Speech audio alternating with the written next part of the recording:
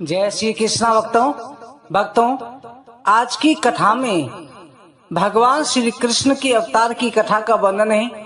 श्री सूत जी महाराज ऋषियों से वर्णन करते हैं कि ऋषिवरों, भगवान श्री कृष्ण का ये संपूर्ण कला अवतार था। जिस समय पर माता देवकी की गर्भ में भगवान श्री कृष्ण का तेज स्थापित हुआ, उस समय पर पूरे कारागार के अंदर दिव्य तेज सा छा गया। भादों का महीना था। इधर कंस ने दुगना पहरा लगवा रखा था। भादों के महीने में कृष्ण पक्ष की अष्टमी तिथि रोहिणी नक्षत्र बुधवार का दिन था। उस दिन जो है घनघोर बारिश हो रही थी। भगवान श्री कृष्ण का अवतार होने लगा। जब भगवान श्री कृष्ण के अवतार का समय आया, उस समय पर भयंकर बारिश हो रही थी। सभी देवता आकर के कारागार के अंदर आकर के भगवान श्री कृष्ण की स्तुति करते हैं। सभी देवताओं ने फूलों की वर्षा करी। फिर देवकी और वसुदेव जी को भगवान ने रात के 12 बजे पर अपने चतुर्भुज रूप से चंद्रमा के अंदर से प्रकट होकर के दिव्य दर्शन दिए, जो भगवान विष्णु का साक्षात ब्रह्म स्वरूप था। उस तेज को देख करके देवकी वसुदेव ने अनेक प्रकार से स्तुति करी। कहा कि हे नारायण, हे जगत पिता, आप जो हैं हमारे यहाँ पर पधारे हैं, हमारे पुत्र रूप में अवतार ग्रहण कर रहे हैं। आपकी किस तरह से हम रक्षा करेंगे? आप तो संसार की रक्षा करने वाले हैं। भगवान श्री कृष्ण ने कहा कि हे माता, हे पिता, आप चिंता ना करें। मुझे अवतार ग्रहण करते ही आप नंद बाबा यशोदा मैया के यहाँ नंद गांव में पहुंचा देना, क्योंकि मुझे वहां पर बाल लीला करनी है। अभी आप जो है केवल इस ब्रह्म तत्व की बातों को कुछ देर में भूल जाएंगे। इतना कहकर के भगवान ने बाल स्वरूप धारण कर लिया। देवकी वसुदेव को ऐसा लगा मानो स्वप्न देखा हो। जैसे भगवान श्री कृष्ण ने श्याम सुंदर स्वरूप बाल स्वरूप धारण करा, उसी समय पर सभी देवताओं ने फूलों की वर्षा करी। वसुदेव देवकी जो है कृष्ण को लेने के लिए जैसे आगे हाथ बढ़ाए, उनकी हाथों की हथकड़ी खुल गई, पैरों की बेली खुल गई। उसी समय वसुदेव जी ने एक टोकरी में अपना कपड़ा बिछा करके उसमें बाल कृष्ण स्वरूप को सुला करके जैसे कारागार की तरफ चले, परमात्मा उनके पास थे। तुरंत जेल के सभी दरवाजे खुल गए, सभी पहरेदार सो गए। वसुदेव जी लेकर के चल दिए। आगे जो जमुना जी पड़ी, जमुना जी में जैसे ही वसुदेव जी चले तो उस समय पर जमुना जी ने स्वयं अपने स्वामी को आते हुए देखा, तो भगवान बाल कृष्ण के चरण धोने के लिए जमुना जी उफान लेने लगी। जमुना जी के उफान लेने से वसुदेव जी भयभीत होने लगे। गर्दन तक जमुना जी आ गई थी। उधर शेषनाग जो हैं अपने शेषनाग स्वरूप से भगवान कृष्ण की छाया करते हुए चल रहे थे। कहीं बारिश बाल कृष्ण पर नहीं पड़े। इधर जो है भगवान कृष्ण ने अपने पैर नीचे को लटका करके जमुना जी से स्पर्श करा दिए, जिससे जमुना जी ने तुरंत रास्ता दे दिया। वसुदेव जी गए।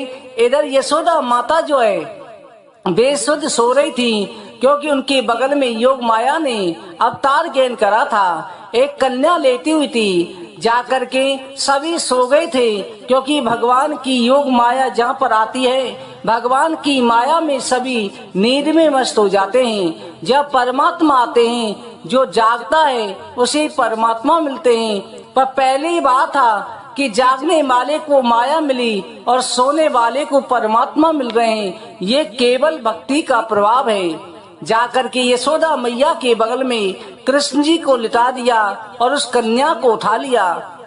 वसुदेव जी जैसे ही वापस आए, वापस आते ही तुरंत सभी पहरेदार जाग गए। सभी दरवाजों में ताले लग गए, हाथों में हथकड़ी, पैरों में बेड़ियां पल गईं।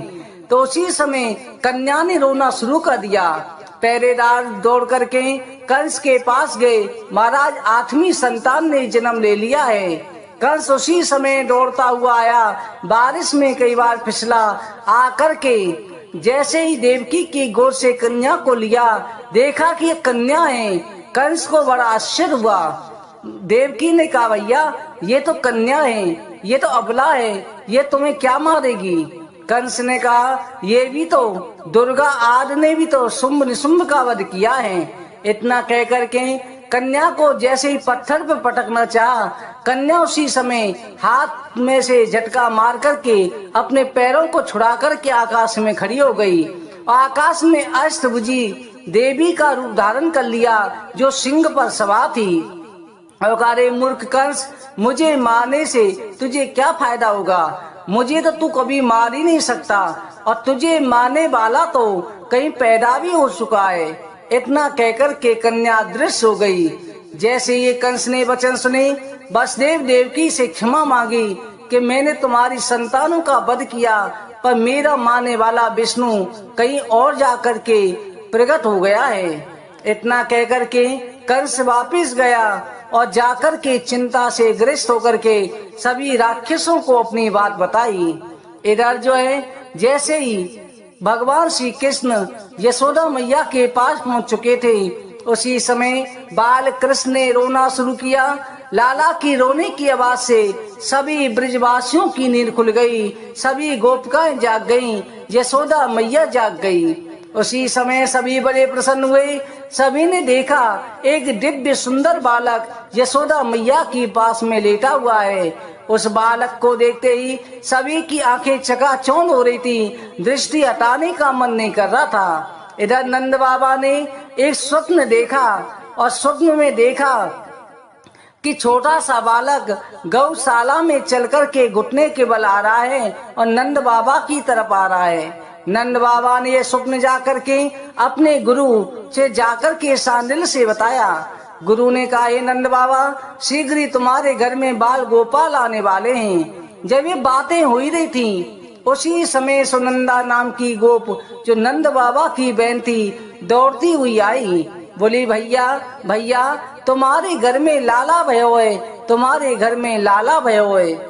जैसे ये वचन सुने नंद बाबा बड़े प्रसन्न हुए। नंद बाबा ने नंद श्राद्ध करा। उसके बाद में 10,000 गौएं नंद बाबा ने ब्राह्मणों के लिए दान करी। अब तो ब्रिज के अंदर बड़ा ही उत्साह हो गया। सभी गोपियां, सभी ब्रिजवासी नंद बाबा के घर लाला को देखने आ गए। नंद के आनंद भये, जय कन्हैया लाल की। सभी ब्रिजवासियों के अंदर बड़ा ही उत्साह हो रहा है। सभी ब्रिजवासी बड़े प्रसन्न हैं। बड़ी धूमधाम से ब्रिज में उत्सव की तैयारियां हुई और बड़ी धूमधाम से नंदोत्सव मनाया गया। आज तो नंद बाबा बड़े प्रसन्न हो गए। नंद के घर में स्वयं साक्षात परम ब्रह्म पधारे हैं। ऐसा भाग्य किसको मिलता है। आज सभी देवता आकाश से खड़े होकर के फूलों की वर्षा कर रहे हैं। आज सभी ब्रिजवासियों के भाग्यों को सराह रहे हैं कि हमसे बड़े भाग्यशाली ब्रिजवासी हैं, जो साक्षात परम ब्रह्म के साथ खेलेंगे, इनके ग्वाल बाल बनेंगे, इनके साथ में अपना समय बिताएंगे। इधर जो है नंद भवन में बड़े उत्सव की तैयारियां हुई। धूमधाम से उत्सव मनाया गया।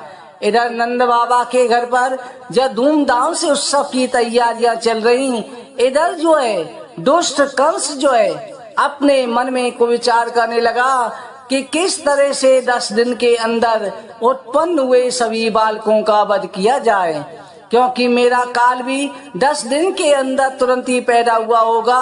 उसने पूतना नाम की राक्षसी को बुलाया और कहा कि अरे पूतना, 10 दिन के अंदर ब्रिज के अंदर मेरे राज्य में जो भी बच्चों ने जन्म लिया है, उन सभी का तू वध कर डाल।